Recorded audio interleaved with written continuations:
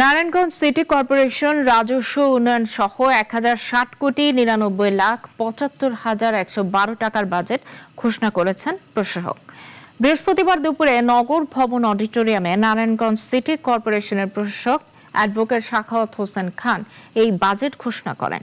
Budget ঘোষণার অনুষ্ঠানে Narayanganj city কর্পোরেশনের প্রধান নির্বাহী কর্মকর্তা নূর কুতুবুল আলমের সভাপতিত্বে বক্তব্য রাখেন নগর পরিকল্পনাবিদ মোহাম্মদ মইনুল ইসলাম, তত্ত্বাবধায়ক প্রকৌশলী আজগর হোসেন।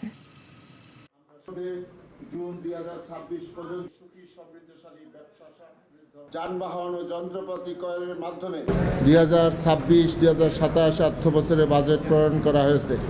আমি নারায়ণগঞ্জ সিটি কর্পোরেশনের 2026-27 অর্থবছরের জন্য মোট 1,060,99,75,112 টাকার বাজেট ঘোষণা করছি।